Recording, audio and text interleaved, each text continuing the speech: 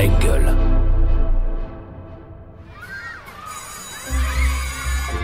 Quand j'étais petite, je voulais être... Quand j'étais petit, je moi, voulais quand être... j'étais petite, je voulais faire... Alors moi, quand j'étais petite... Petit, moi je voulais J'ai être... toujours eu envie Petit, je voulais être... Bonjour, François-Xavier ou FX. Ah, j'aime bien FX. Bonjour. Et merci d'avoir accepté d'être un nouvel enfant d'Allons Enfants. Je suis ravi, très honoré. On va commencer tout simplement par le commencement. Tu es donc né le 22 septembre 1973 à Asnières-sur-Seine. Oui. C'était un samedi. Ah oui, c'est vrai. Que peux-tu nous dire de plus sur le jour ? Très peu de souvenirs. Très peu de souvenirs. Et c'est pas plus mal, parce que je pense que si je gardais des souvenirs, il serait un peu traumatique de ce jour de ma naissance.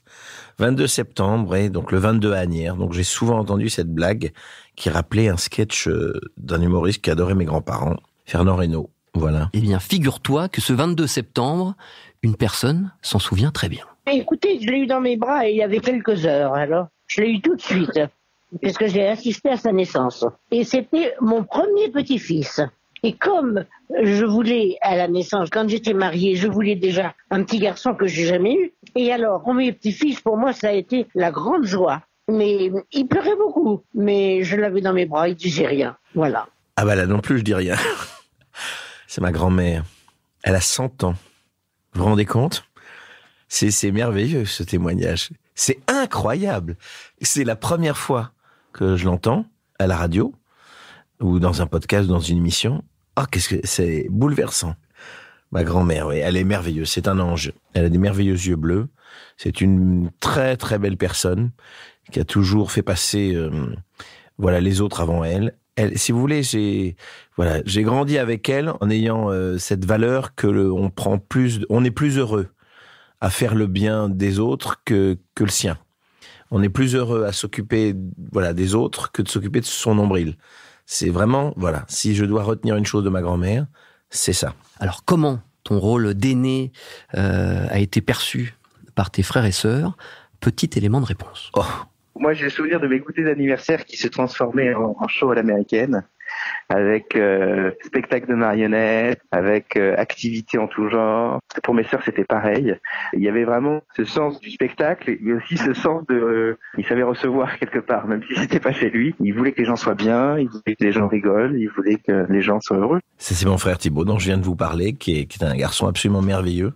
Très intelligent, c'est moi en mieux. J'ai tendance à dire que j'étais un brouillon de ce garçon. Je suis heureux qu'il garde ce souvenir. C'est vrai que je faisais des shows, des Coachella à Asnières. Voilà. C'est au collège que tu découvres à proprement parler le théâtre. Exactement. Par le biais de ton prof de français, monsieur. François Doléan, oui, exactement. Te souviens-tu justement de tes premières sensations ? Oui. Extraordinaire. Premier rôle, tout extraordinaire. Ça. Je me souviens, c'était en 3e. Alors, en 5e, il y a eu d'abord la salle Pleyel où j'ai joué une parodie d'Amphitryon de Molière devant 2300 personnes. Donc ça, c'était quelque chose. Ensuite, il y a eu effectivement en 3e, Occupe-toi d'Amélie. Et j'en garde un souvenir extraordinaire parce que je me sentais tellement à ma place, je me sentais tellement bien. Il y avait les filles de seconde qui me rendaient complètement dingue, qui du coup s'intéressaient à moi. On s'intéresse pas à un petit gros de 14 ans. Et là, tout d'un coup, je les faisais marrer, elles m'aimaient bien, elles m'invitaient, tout ça. Et j'ai compris qu'en fait, c'était un moyen d'attirer l'attention et c'était quelque chose dans lequel je faisais la différence. Donc ça, j'ai senti ça. Et puis les émotions des coulisses, le trac, le fait d'entendre la salle qui rit, je me suis dit mais qu'est-ce que c'est bon. Sans équivalent avec le sport ou une autre passion, il se passe quelque chose que tu n'as pas vécu autrement. Ah non, surtout à travers le sport puisque on me mettait toujours dans les buts, en fait. Et les petits gros, on les met toujours dans les buts, tu sais. Ou alors plus tard à la présidence du club, ça dépend. On choisissait toujours en dernier après la fille ou le mec qui allait béquiller, tu vois. C'était un peu ça. Ça m'a pas vraiment, je me suis pas dit que j'avais une carrière à faire là-dedans. Donc tout de suite, le théâtre, ça a été, une évidence? Ah oui, une évidence. C'était vital, c'était existentiel. Alors dans Allons Enfants, on aime bien offrir un petit cadeau. Qu'est-ce que c'est? J'ouvre, ça ressemble à un cadre. Mon Dieu, qu'est-ce que c'est que ça? Oh, fabuleux! Belmondo dans le Magnifique. Ah, j'adore, qu'est-ce qu'il est beau. Ah, c'est magnifique. C'est le cas de le dire. Ah, c'était mon idole, Belmondo. C'était mon idole. Qu'est-ce que j'ai aimé cet acteur. l'homme, l'acteur, je voulais lui ressembler, c'était... Et j'ai eu la chance de le fréquenter, de le connaître. Il y a pratiquement 1 an, je déjeunais chez lui sur les quais de Seine. Un moment extraordinaire. Et on buvait du Mirmanda, qui est mon vin, du Roussillon. Et on se marrait. Et c'était, quelle chance, quel privilège de l'avoir approché. Il était toujours très bienveillant avec moi. Et je me souviens, un jour, je déjeune chez Lip avec un ami et sa femme. Et tout d'un coup, il est à une table et c'est lui qui me reconnaît, qui me fait coucou. Et je me dis, oh merde, alors quand même, c'est le monde à l'envers. Ça, c'est plus par rapport aux jeunes personnes qui nous écouteraient, qui seraient aussi partagées entre cette envie de faire du théâtre, d'être dans un métier qui n'est pas forcément évident, et ce côté aussi que tu as évoqué tout à l'heure, plus rassurant, avec des parents même qui seraient là à dire fais des études, va dans des métiers qui sont peut-être avec un peu plus de garantie. Mais comment on fait ? Moi, je pars du principe que le monde est fou alors qu'il faut être un peu plus fou que lui. Voilà, qu'il n'y a plus de certitude nulle part. Donc ça, je l'ai compris avec le 11 septembre. Ce décor de New York m'est apparu comme un décor de théâtre. Ce que je voyais comme le capitalisme triomphant, comme l'invincibilité américaine, tout d'un coup, j'ai eu l'impression de voir un géant au pied d'argile et que tous ces buildings étaient tenus par des gueuses derrière, comme dans une comédie musicale. Donc c'était effrayant et à la fois très éclairant sur le fait qu'il faut s'écouter, qu'il faut faire ce dont on a envie dans la vie, parce que c'est ce qu'on fait de mieux. Et puis la vie... se lever tous les matins en vivant sa passion, c'est merveilleux.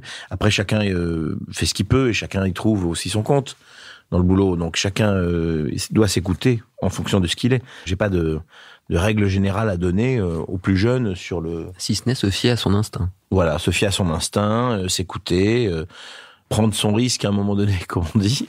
On ne sait pas de quoi est fait demain. Donc, les trajectoires non risquées, je pense qu'elles appartiennent à un autre monde. Cette ascension assez impressionnante, tous ces spectacles, voilà, on pourrait en parler assez longuement. Ça n'est pas vraiment le propos d'Allons enfants, qui est, comme son nom l'indique, consacré à l'enfance, mais aussi à la transmission, qui est un autre sujet important, parce que justement, toute cette nouvelle génération a aussi besoin du vécu, de l'expérience, de leurs aînés. C'est aussi ça que j'aime dans ce podcast.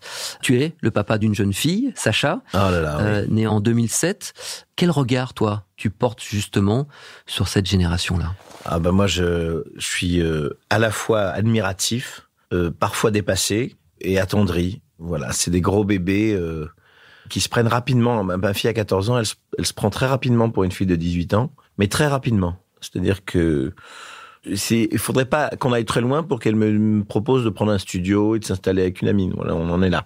Donc, elle est géniale. C'est une petite fille, une ado, qui m'appelle Ma vie, mon sang. La vie, le sang, tranquille. Wesh. Elle a une personnalité incroyable et très drôle, très intelligente, très psychologue. Elle perce les gens, elle sait exactement à qui elle a affaire. Elle est extrêmement intelligente, elle a un charme fou, elle est ravissante. Et je suis extrêmement fier d'être le papa de cette petite Sacha, qui n'est plus petite puisque maintenant elle a 14 ans et que c'est pas de tout repos, je peux vous dire. On a une petite question un peu signature dans Allons enfants. Oui. Qu'aurais-tu envie de dire justement au jeune François Xavier, à ce jeune FX, s'il était là maintenant face à toi ? Et confiance en toi. Et plus confiance en toi. Voilà. Ne complexe pas. Ces types que tu admires, tu vas les recroiser dans 40 ans. Et ils paraîtront, ma foi, tout à fait ordinaires. Voilà. Sans les mépriser, hein. C'est pas ce que je veux dire. Mais voilà, il n'y avait pas de quoi complexer. Il n'y avait pas de quoi croire, imaginer que tout le monde était mieux que moi. Voilà. J'étais très complexé et je crois que si je devais lui parler, le coacher, je lui dirais mais tout va bien, détends-toi, respire, ça va bien se passer. Allez, on ne peut décemment pas se quitter sans un dernier message de vie, sans un dernier message d'amour. Je voudrais qu'il continue parce qu'il est vraiment fait pour le spectacle et il faut qu'il ait les planches sous les pieds, il n'y a pas de doute. Voilà, c'est ça que je veux lui dire. Puis je l'embrasse. Je l'embrasse de tout mon cœur. Vous m'avez tué avec ma grand-mère. Hein. On m'avait jamais fait ça. Hein. Je dois avouer que vous avez des bons filons là, parce que quand même, c'est chapeau. C'est très gentil. Je suis très touché de ces messages Et de votre part, effectivement, je repars plein d'amour. Là, vous m'avez, you made my day. Merci beaucoup. Et comme l'a si joliment dit ta grand-mère, allons enfants, petits et grands. Allons enfants est un podcast Engel présenté par Romain Ballan. Abonnez-vous pour découvrir nos prochains épisodes.